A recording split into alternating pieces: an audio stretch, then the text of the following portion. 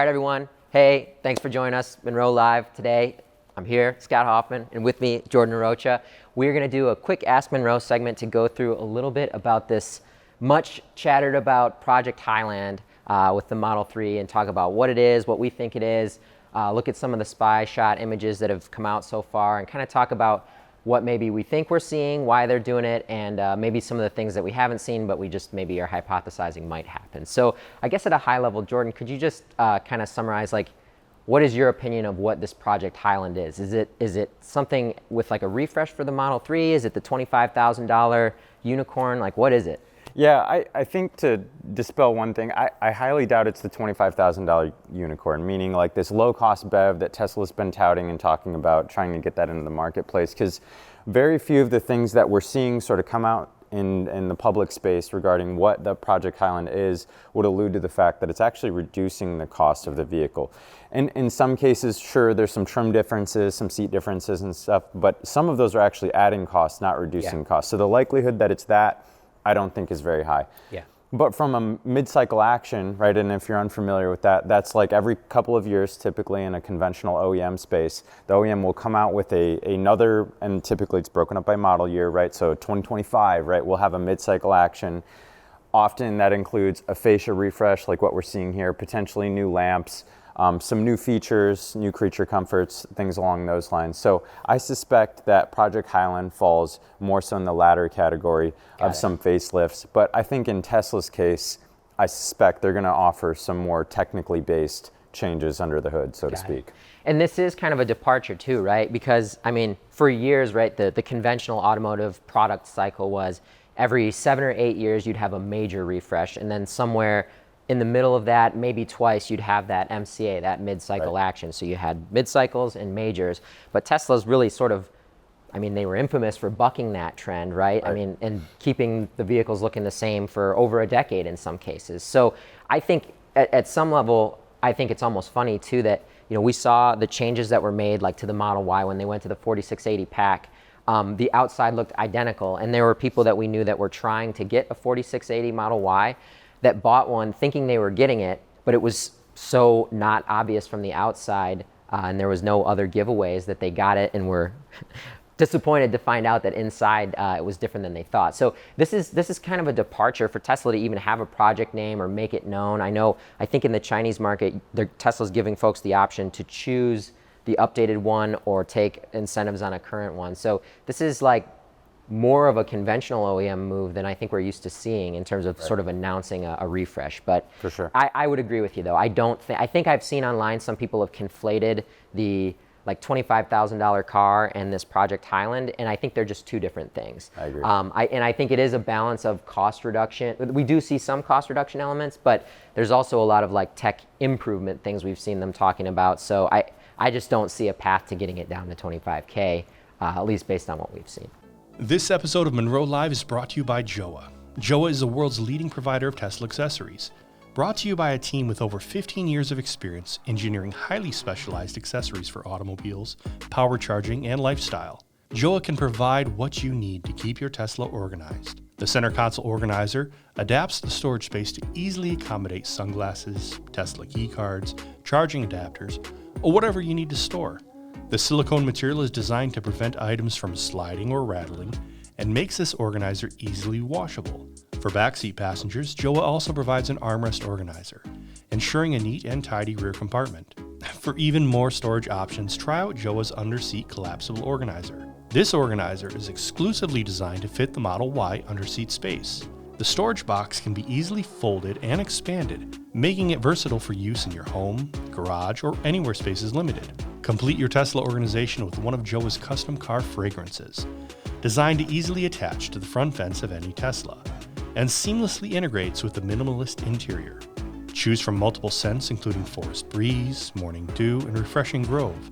All scents are created using pure natural extracts and plant-based essential oils. Created for Tesla owners, by Tesla owners, these products are developed by the Joa team to enhance your Tesla driving experience. View the entire catalog of Joa products at joalife.com.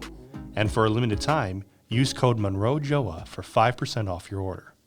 with that, we're going to go through, we've got kind of a slideshow. Thanks Auto Evolution for gathering this stuff. We're going to walk through it kind of slide by slide here.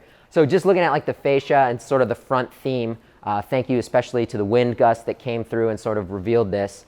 Jordan, what jumps out to you in this image here? Yeah, so it looks like some different headlamps. Doesn't necessarily look like a major feature content. It's hard to tell just looking through the lens of the lamp, but of the lamp. It looks like just a different iteration of it, newer, maybe better LEDs, something along those lines. But specifically looking at this like lower region here, right, and some of the air inlets, one, I don't see a dedicated pocket, at least on this fascia variant, for fog lamps, right? So that could be a cost reduction. And it also may speak to why there's different headlamps, right? So some OEMs are exploring the idea for sure of integrating a fog lamp-like function into the bottom of their daytime running lights, you know, or their conventional headlamps to provide that. Versus having a separate run, right? So it's going to require a different harness, takeout, some different fascia accommodations, and then often you'll see folks have that be an option based on trim level. So now they're managing more complexity. So that might be one thing. Yeah. And then also, you know, some of the, and maybe jumping the gun here, but some of the comments surrounding on other models from Tesla now adding a radar back into their system could, for sure, on the B side of this fascia, speak to why they have a different fascia variant. Profile up there. Yeah, sure. Absolutely. No, I'm with you. Definitely minute kind of styling changes, maybe in line with what we saw for like Model S when they had just before the Plaid came out, they made some changes that if you weren't like a Tesla person or whatever, you hadn't scrutinized them, you might not even notice. But keen eyes will pick it up. The other thing that jumps out to me is just the size of the lamp. I know Tesla headlamps have been quite large because their fenders as a result have been quite small. I know we've done weight studies where it's like, man, how are their fenders so light? And it's because a lot of this sheet metal used to be occupied by a lamp that came up. So they have sort of shrink wrapped this down a little bit here, and obviously inside the lamp housing, it looks like some things have changed. But all right, so now we're looking, so this would be like a front door inner trim piece. I know right off the bat, so it looks like we got the older one here, the newer one here. First thing that jumps out is, so there was a trim band up here. It's absent in this photo. There's just showing where the spear would be. But obviously that's gone, so you'd say, okay, there's some cost coming out. But you can see they've changed up some of these cut lines, and it looks like some of the textiles as well. So I believe there's another shot that shows that this is kind of more of a fabric wrap here. Right. I know at one point Alcantara was an option, Alcantara suede up in this armband, and if not that, then it was at least wrapped. We're also seeing what looks like potentially a tweeter speaker grill located here, which I've seen some stuff talking about maybe an improved speaker system, but it's hard to know. Like the other vehicle had tweeters elsewhere. Maybe it's just getting moved to here for other reasons. Do you know where the other speakers used to be? Were they? Yeah, so I think they had some A-pillar, and then for sure, like on Model Y, right, they had some in the headliner. Yeah. I'd actually have to go and confirm on our Model 3 if our current model year has one in the headliner. But, you know, Tesla's odd in that, right, there's certain features in the vehicle that they won't turn on, right? Yeah. So they'll provide you the hardware, but from a software perspective, they won't let be usable until they unlock it from a software perspective. We've seen rumors similarly with speakers that may be what's going on here, but certainly there's an addition in the door panel here, right? Also looks like potentially absence of a puddle lamp, which is fine because I think they're silly. Little geometry change on the map pocket. Maybe that the cup, I would imagine there's still something in there to orient a bottle. But yeah, same basic kind of Pride Rock configuration here. You got Rafiki and Simba standing up there doing their thing. Yeah, I would say though, if you look at the way that Tesla's trending stylistically, like if you look at the Cybertruck, obviously a lot of rectangular, just big sort of shapes. There's 3 to 4 major breakups depending on how, you know, what you consider a major section of the door panel. But this geometry and the way that they brought this cut line further forward to the leading edge of the door panel is more akin to what you're seeing on the Cybertruck, right? So maybe some homogenization of style. Yeah. So I think this gives a good shot of showing kind of the textile choice. It looks like almost kind of like a jersey knit, like tri-blend kind of a thing. We've seen some fun textiles. What was it? The BZ4X had something interesting that was similar to this, but I guess it's definitely would be cheaper than suede, which we know I think they stopped doing suede at some point. I think content-wise, right, electronic locks, so a button to open the door, you got your window, you got your mechanical override to get the door open, kind of same basic shape. I don't know. I know you had a Model 3 Jordan as your daily for a while. How does this appear to you? Yeah, it looks very, very similar. The only thing, that might jump out is this button looks slightly different, right? Could be poor memory, but I believe they did modify that button, right? I believe before it was more so like a pocket that your thumb would go into with an injection molded bezel around it. But we'd have to confirm that. Yeah, but the textile you're thinking of, Scott, it makes me think of the BMW iX that we had in here. Yeah. Right, it had kind of, Was it canaf fiber or something? Yeah, they had some wild fabrics and it was like cut halfway down the seat, Yeah. but I don't know, interesting car. But yeah, definitely more of a textile, not the Alcantara that we're seeing on the previous iterations. And it is interesting, now right after I finished saying, hey, they took the trim spear away, that looks a heck of a lot like a trim spear to me. Yeah. So I'm not sure what that image was, but this almost looks like it is actually a different material accent there. It's got some brightness. Maybe it's molding color metallic, maybe it's chrome or painted. I know they've kind of got away from chrome, but that doesn't just look like molten color black to me. It would have some grain, I feel like. Well, and it's really tough to tell via the sheen. If I had to bet, I'd say trim spear, but Or is it a light? You think I was it's a going to light say pipe? it could be a light bar. So Tesla's notoriously gotten sort of torn up in the public space about not having ambient lights where a lot of OEMs put those, so it could be that. But I think without a better visual on it, it'd be hard to confirm. All right, so this, it's kind of funny. There's like something draped over this stalk area, but I know one thing we have heard come up is the potential that they're getting rid of the stalks on the actual steering column. In that sense, although this look doesn't necessarily confirm it, it would be consistent with the Model S in that regard, which puts some of the controls onto the infotainment screen and then some of them onto the steering wheel as buttons. It does minimally at least look like they've got a different wheel configuration. So definitely some change up in the tactile elements by which you interface with the vehicle. It would be a cost reduction to take those stalks out. So I guess that's another one in the reduction category. And they didn't go with the yoke, right? The yoke has gotten some certainly mixed reviews at the least, right? So listening to the customer and saying, hey, we'll give you a wheel, but potentially taking out the stalks might be a good way to, conserve costs while still meeting the demand here from the customer. So ventilated seats, right? So this is a big one that the Model Y and the Model 3 both got sort of dinged for over time, right? Not having that, right? Summertime, Palo Alto, right? You're out there. It's going to be, you're going to be burning into those seats pretty hard, right? The Model S offered ventilated seats. So again, speaking to that potential $25,000 vehicle, this would state the opposite, that it's a mid-cycle action. They're adding features. That's not a cost savings, certainly. So. Yeah, increase in content for sure. But I would say this has been, for someone, if you don't like Tesla and you want to point out some of the areas where they're not maybe competitive, this is something that most of their competitors at least have the option for ventilated seats. So I think it's people will probably be happy to see that this comes in there, especially in some of those warmer climates. No doubt. It'll be interesting to see how they tackle it. We've seen people do ventilated systems with separate blowers for the back and the cushion, and we've seen kind of clever Hyundai executions where it was a single blower with sort of snorkels and integrated diffusers that were part of the seat foam. So be curious to see how they choose to execute it, but cool that they're adding that feature.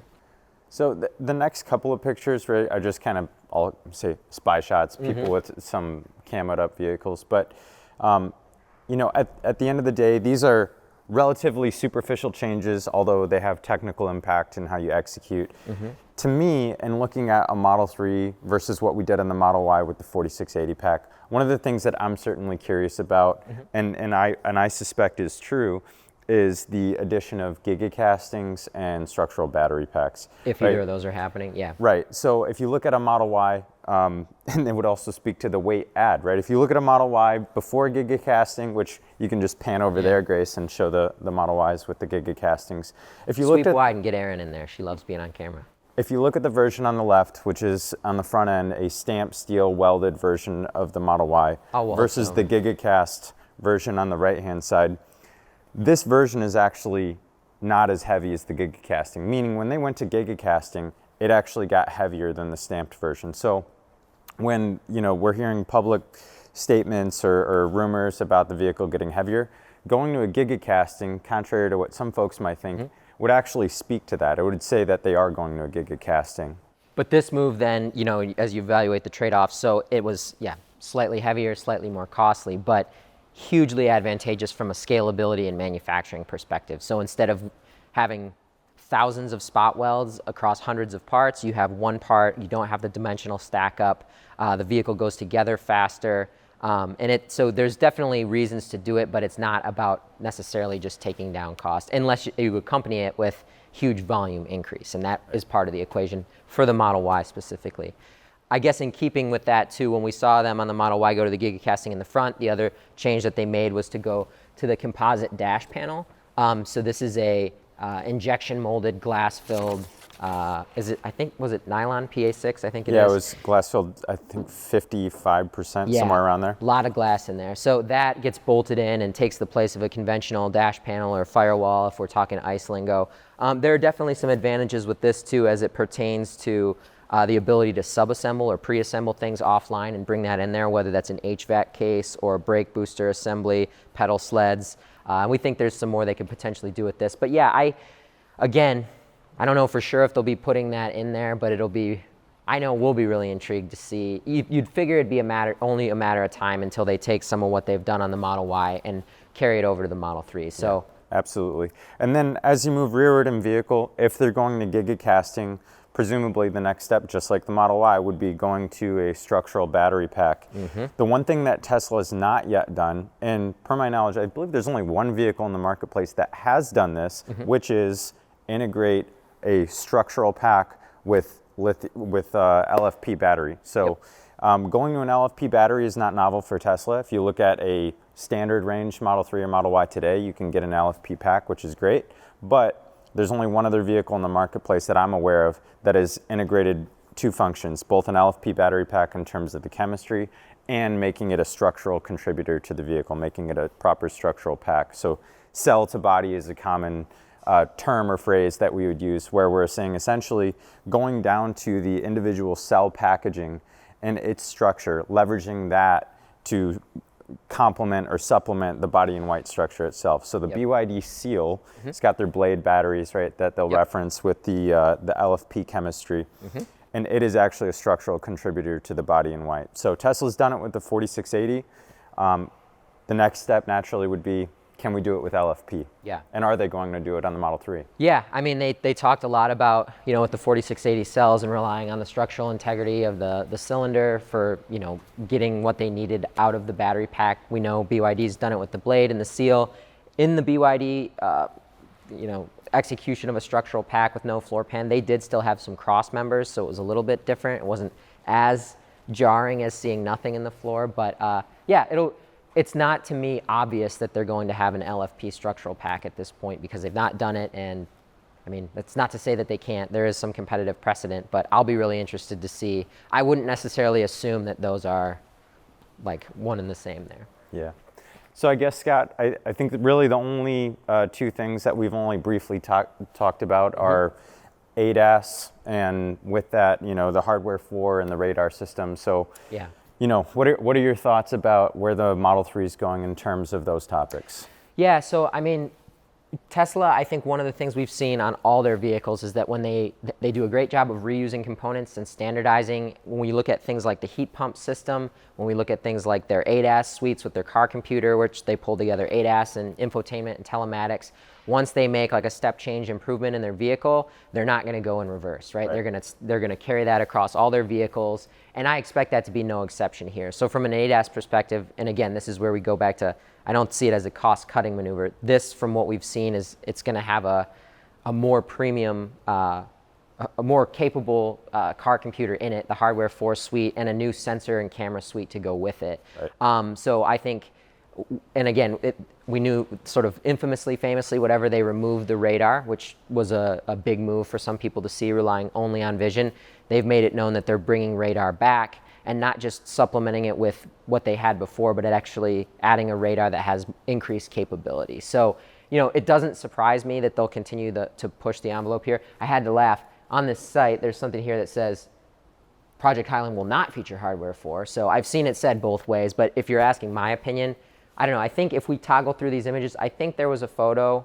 I mean, this, car computer like this, the other previous versions, whether it was 2.5 or 3 or 3.5, they were rectangular more in form factor. This is more of a square. I wish that these weren't blurred out. I'm sure whoever shared that had redacted it. But this to me looks like a different unit, and I would assume that it's probably hardware 4. So Yeah. I don't see them going in reverse on that. I think it'll add some cost, but it'll add capability, and I expect to see that on pretty much all their vehicles. Yeah, and frankly, although it adds cost to the vehicle, if they add radar back in or LiDAR back into their system, I would be pleased to hear that from a potential consumer perspective, because having driven a Model 3 for 8 months or so over this past summer, it's sort of jarring getting in it. Even when in the summertime, if there's dew on a camera, right, you will get a notification saying your camera's obscured, right? Like you can't see it, can't use it. And so whether just being an annoyance that you can't use autopilot or FSD, or in the event that while you're in an FSD mode, something, snow splashes on the vehicle, obscures the camera, the functionality is gone, right? Whereas a radar is a little bit more resilient in terms of getting other medium in front of it. Sure. Yeah, I'm with you there. And I think what's maybe refreshing about it too is they sort of came out. I remember reading, it was like a press release on Tesla's site, and they said, we've removed, what was it, like the radar and then the ultrasonic sensors, and then I think some of this stuff has crept back. It's nice that they're willing to just I guess sort of say we were wrong and put the stuff back in. I mean, I guess they didn't make a press release on it, but you could see how someone could say, nope, we made this decision, we're sticking with it, whatever, statistics be damned, we made this choice, we're going to stick with it. And I don't think they're doing that. So it seems like they're doing what's right and appropriate for the vehicle. They're evolving. So it doesn't seem like they're crying over spilt milk. They made a change, they're changing back. Good for them. Hopefully we'll get one in the door soon and we can rip it to shreds. Yes, that is what we tend to do here. Yeah. Cool. Well, I'm sure we ran way over on length there. Sorry about that, Aaron and Grace. But as always, thank you for joining us today. Hopefully you found something insightful there. Jordan, always a pleasure to share the screen with you, buddy. Thank you. Likewise. Thanks, everyone.